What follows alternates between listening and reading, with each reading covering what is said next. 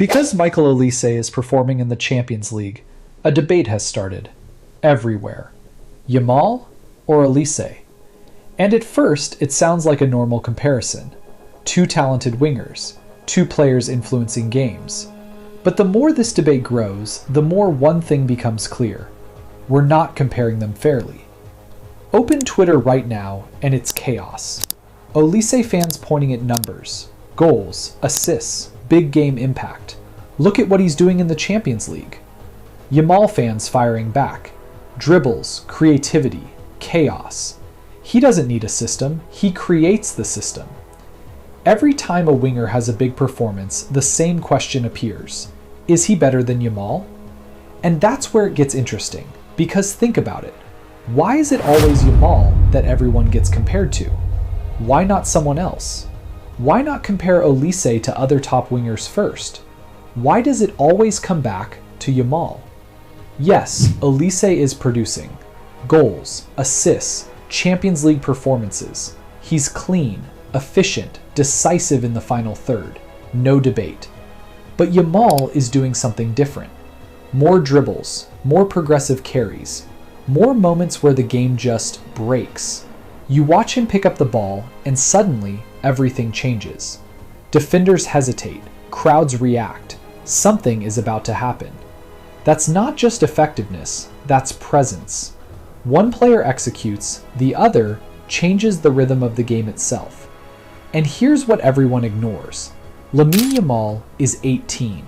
Not just young, 18. Still learning, still growing, still developing physically.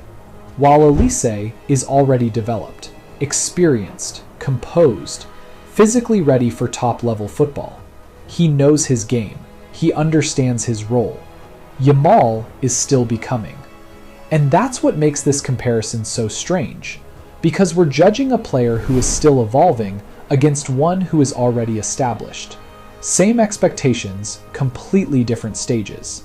And yet, every time a winger performs, we compare them to him. That doesn't happen by accident. That happens when someone becomes the standard, not just with numbers, but with feeling. Because when you watch Yamal, it's not just about goals. It's not just about assists. It's about what he makes you feel when he plays. The confidence, the fearlessness, the freedom in his movement. There's no hesitation, no fear of failure. At 18, he plays like he belongs at the very top, and that's rare. That's the kind of thing you don't teach. You recognize it. And once you see it, you can't unsee it. That's why the comparisons keep coming, because subconsciously, everyone knows. They're not just asking if Olise is better, they're testing the standard Yamal has set. So maybe this debate is the wrong question, because it's not who is better today, it's this. What happens when Yamal reaches Olise's level of experience? When the decision-making sharpens, when the body fully develops, when the game slows down even more for him? What does that player look like? Because if this is what he looks like now, then this debate might not exist for much longer. So tell me, right now, who are you taking?